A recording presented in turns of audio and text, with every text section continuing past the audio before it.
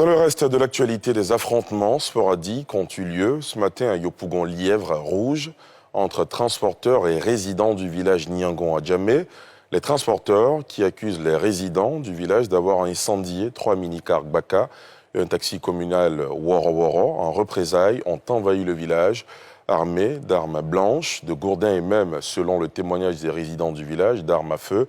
Bilan des affrontements, des blessés et d'importants dégâts matériels. Le reportage de Roger Appé, Yeli Traoré et Tanguy Conan. 4 véhicules de transport en commun, 3 mini-cars, Baka et un taxi communal Woro Woro incendiés ce mardi matin vers 5 h du matin au marché Bagnon, à Yopougon, Lièvre-Rouge. À notre arrivée sur place, vers 10 h 30 ce matin, les carcasses des véhicules calcinés étaient encore visibles de part et d'autre de la route de Dabou.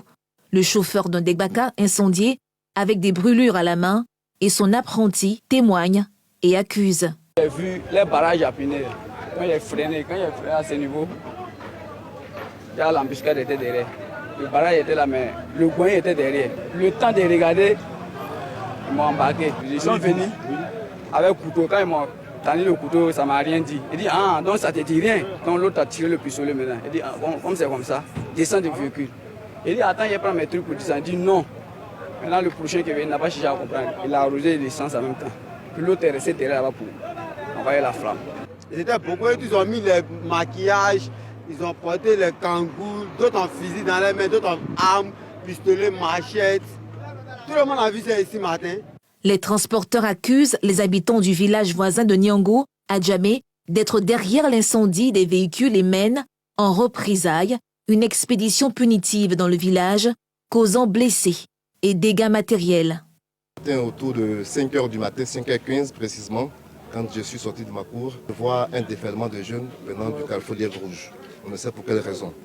Et après information, on se rend compte que les assaillants, disons, nous accusent d'avoir brûlé leur Baka. C'est une fausse accusation, une accusation sans fondement, sans preuve. Ils sont venus dans le village, ils ont fait plein de dégâts. Il y a eu des blessés, il y a un blessé par balle et il y a aussi des blessés à l'arme blanche. On a appelé les jeunes au calme.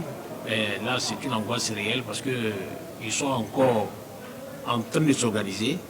On a appelé les forces de l'ordre. L'intervention de la police et de la gendarmerie fait baisser la tension, mais des affrontements sporadiques opposaient les deux camps en fin de matinée, alors que la police faisait tampon entre les protagonistes qui s'observaient en chaîne de faïence, prêts à en découdre de nouveau.